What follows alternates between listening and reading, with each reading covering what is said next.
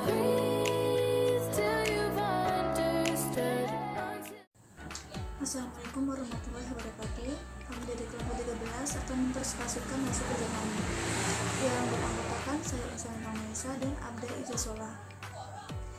Di sini kami akan membicarakan tentang sejarah masuknya Islam di Indonesia. Ada teori-teori yang menyebutkan tentang asal penyebar Islam di Indonesia, yaitu ada teori Gujarat, teori Arab, dan teori Persia. Teori Gujarat ini diajukan oleh kalangan sejarawan Belanda, seperti Jan Wisnevel, Son Horgunj, dan Jean Pierre. Menurut teori ini, penyebar Islam di Indonesia berasal dari Gujarat, India, antara abad ke-7 hingga ke abad 13 Masehi. Kalangan yang berperan khususnya adalah para pedagang. Sejak abad ke-7, mereka telah memeluk Islam dan di tengah kegiatannya berdagang, mereka terus mengenalkan agama Islam. Selanjutnya, teori ini dikembangkan oleh Snow Horgunj dalam bukunya, dan dia menitik beratkan pandangannya ke Gujarat dengan alasan yang pertama, kurangnya fakta yang menjelaskan peranan bangsa Arab dan dalam penyebaran Islam di Nusantara. Yang kedua, hubungan dagang Indonesia-India telah lama terjalin. Yang ketiga, inskripsi tertua tentang Islam yang terdapat di Sumatera memberikan gambaran hubungan antara Sumatera dengan Gujarat. Yang kedua, teori Arab. Teori ini diajukan oleh Jacob, Cornelis van Leur, dan Buya Hamka. Teori ini menyebutkan bahwa pengaruh Islam dibawa langsung oleh pedagang, yaitu pedagang Arab sekitar abad ke-7. Teori Arab didukung dengan adanya pemukiman Islam di Barus, pesisir barat utara Sumatera di abad ke-7. Ada pula nisan pada makam wanita di Gresik, Jawa Timur yang ditulis dengan huruf Arab bergaya Kufi. Yang ketiga, adanya teori Persia yang didukung oleh Hussein Jajadiningrat. Teori ini berpendapat bahwa pengaruh Islam di Indonesia dibawa masuk oleh orang-orang Persia sekitar abad ke-13. Argumen yang diajukan oleh teori ini adalah terdapat kesamaan budaya dan tradisi yang berkembang antara masyarakat Persia dan Indonesia, seperti peringatan 10 Muharram. Peringatan ini berbentuk pembuatan bubur syura. Yang kedua, kesamaan ajaran Sufi dengan Syekh Siti Jenar, penggunaan bahasa Iran dengan sistem mengajar huruf Arab, kesamaan seni kaligrafi pada nisan makam, pengakuan umat Islam Indonesia terhadap Mazhab Syafi'i sebagai mazhab utama di daerah Malabar, dan terdapat perkampungan Laran yang sempat menjadi perintis penyebaran Islam di Jawa.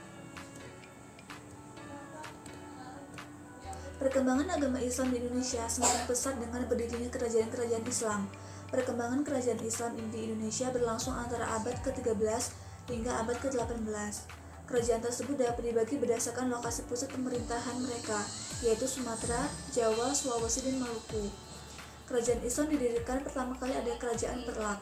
Bukti sejarah yang menunjukkan terdapat masyarakat dan kerajaan Islam dilaporkan oleh Marco Polo dari Venesia yang singgah di Kerajaan Perlak dalam perjalanan pulang ke Italia tahun 1292.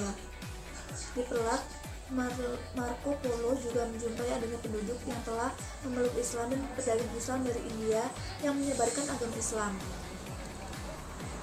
Gerakan-gerakan modern Islam di Indonesia. Awalnya di Pulau Jawa, perjuangan menegakkan agama Islam sehingga kemuliaan Islam sebagai idealita dan kerajaan Islam sebagai realita dapat direalisasikan secara konkret telah dimulai dengan menggunakan organisasi sebagai alat perjuangannya. Umat Islam mulai saat ini menyadari bahwa cita-cita dan yang demikian besar lagi berat seperti di atas hanya akan dapat diperjuangkan lebih efektif dan efisien.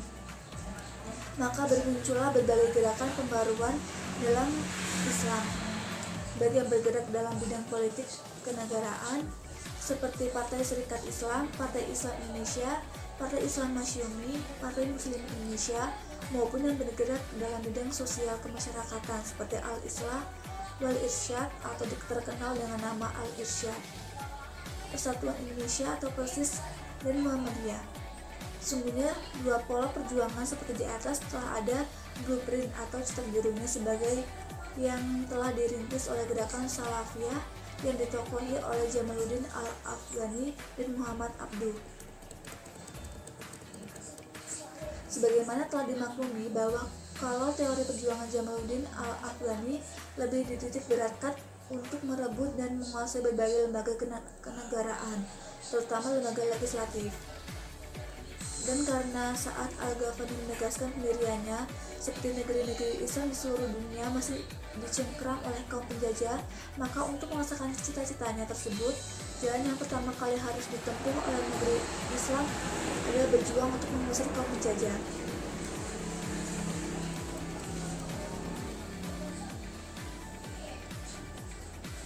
Lewat perkembangan pendidikan yang benar-benar islami, akan dilahirkan kader-kader yang siap menyebarkan ide-ide pembaharuan di keseluruhan penjuru dunia, dan sekaligus akan menjadi pendukung yang setia untuk tampil ke depan mengisi tugas-tugas kenegaraan dan kemasyarakatan yang menjadi medan garapnya. Dua bidang garap berupa bidang politik dan bidang sosial kemasyarakatan, seperti manakala platformnya diletakkan pada asas yang sama, maka sesungguhnya esensi dari keduanya merupakan satu kesatuan yang tidak mungkin dapat dipisahkan. Keduanya bagaikan sekaping mata uang yang dilihat dari dua sisi. Yang dimaksud dengan gerakan modernisasi adalah gerakan kembali pada Al-Quran dan Sunnah, kedua sumber ajaran pokok Islam. Ajaran ini bersifat prinsipil, garis besar, yang dipercaya berlaku untuk segala tempat dan zaman sehingga senantiasa modern. Ahmadiyah sebagai gerakan keagamaan juga merupakan salah satu gerakan pembaharuan dalam Islam. Gerakan pembaharuan dalam Islam oleh beberapa penulis disebut dengan gerakan modern atau gerakan reformasi. Adalah gerakan yang dilakukan untuk menyesuaikan paham-paham keagamaan Islam dengan perkembangan baru yang diakibatkan oleh kemajuan ilmu pengetahuan dan teknologi modern. Sekian dari saya, selanjutnya akan dibacakan oleh rekan saya yaitu Abda Izasola.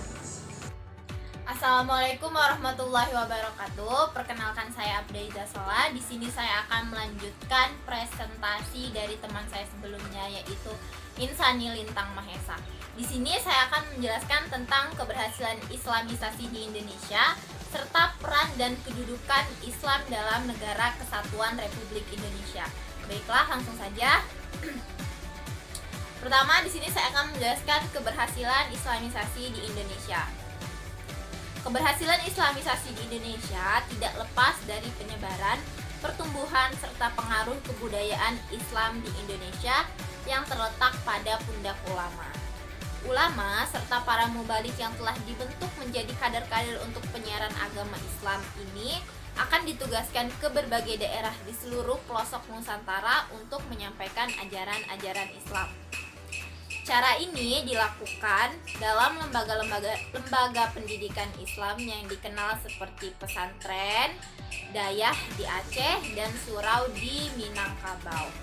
Ketangguhan para ulama inilah yang menjadi salah satu alasan berhasilnya Islam tersiar ke seluruh Nusantara.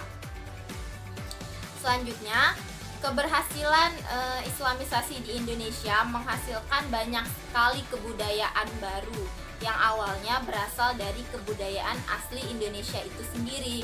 Misalnya, seni pertunjukan Ramayana, wayang, atau Mahabharata yang telah diubah alur ceritanya menjadi cerita yang lebih islami ataupun kisah para nabi oleh para ulama.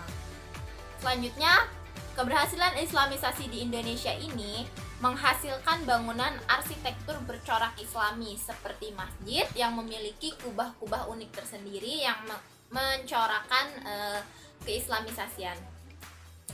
Selanjutnya, menghasilkan lembaga maupun proses pendidikan Islam di Indonesia. Misalnya dengan adanya pesantren, madrasah ibtidaiyah, sanawiyah, juga perguruan tinggi keagamaan Islam. Itu adalah hasil dari keberhasilan Islamisasi yang ada di Indonesia. Selanjutnya, peran dan kedudukan Islam dalam Negara Kesatuan Republik Indonesia. Indonesia tidak bisa lepas dari peran para kiai, umat Islam, dan agama Islam itu sendiri. Bahkan kemerdekaan Indonesia juga tidak terlepas dari peran agama Islam. Hal ini terbukti jelas pada pembukaan Undang-Undang Dasar 1945 alinea ketiga yang berbunyi, atas berkat rahmat Allah yang Maha Kuasa dan dengan didorongkan oleh keinginan luhur supaya berkehidupan kebangsaan yang bebas, maka rakyat Indonesia dengan ini menyatakan kemerdekaannya. Kalimat tersebut menjadi bukti bahwa para pendiri bangsa ini yakin kemerdekaan bukan hanya soal perjuangan secara fisik saja, tetapi juga atas berkat rahmat dan kuasa Allah yang Maha Kuasa. Dahulu, hanya di Sumatera Barat saja masyarakat Islam mampu memadukan antara Islam dan nasionalisme, yaitu melalui Persatuan Muslim Indonesia atau biasa disebut PERMI. PERMI ini dipimpin oleh Mukhtar Lutfi yang baru saja menyelesaikan studinya di Kairo, Mesir pada saat itu. PERMI adalah organisasi yang berdasarkan Islam dan kebangsaan, suatu asas yang oleh beberapa pimpinan Islam waktu itu dianggap tidak benar. Seakan-akan Islam merupakan ajaran yang tidak sempurna sehingga harus dibubuhi dengan nasionalisme. Sayangnya, PERMI ini tidak berusia panjang. Kedudukan agama Islam kini sangat berpengaruh dalam negara kesatuan Republik Indonesia.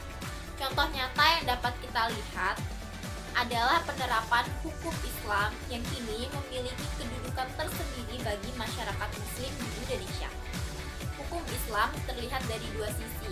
Pertama, hukum Islam yang berlaku secara yuridis, formal, atau dikodifikasikan dalam struktur hukum nasional. Yang kedua, hukum Islam yang berlaku secara normatif, yakni diyakini memiliki sanksi atau padanan hukum bagi masyarakat Muslim. Meskipun umat Islam merupakan 87% penduduk Indonesia, namun ide negara Islam secara terus-menerus dan dengan konsisten selalu ditolak. Bahkan partai-partai Islam, kecuali pada awal pergerakan nasional, mulai dari masa penjajahan hingga masa kemerdekaan selalu mengalami kekalahan. Namun hal ini tidak menjadikan Islam sebagai agama yang tidak mempunyai andil dalam negara ini. Sejak dekade tahun 1970-an, kegiatan Islam semakin berkembang dibandingkan waktu-waktu sebelumnya. Terlihat ada tanda-tanda kebangkitan Islam pada masa Orde Baru. Fenomena yang sangat bisa dilihat antara lain adanya bangunan-bangunan Islam seperti masjid, musola, madrasah, juga pesantren. Juga dengan adanya organisasi-organisasi Islam yang memiliki pengaruh dan peran penting terhadap negara kesatuan Republik Indonesia. Contohnya seperti organisasi Nahdlatul Ulama, Muhammadiyah, serta Al-Irsyad Al-Islamiyah yang telah banyak berkontribusi dalam dunia pendidikan di Indonesia. Sekian presentasi dari saya dan kelompok saya, yaitu teman saya yang sebelumnya, Insani Lintang Mahesa. Jika kami ada salah kata, kami mohon maaf. Saya akhiri. Wabillahi taufiq wal hidayah. Wassalamualaikum warahmatullahi wabarakatuh dan terima kasih.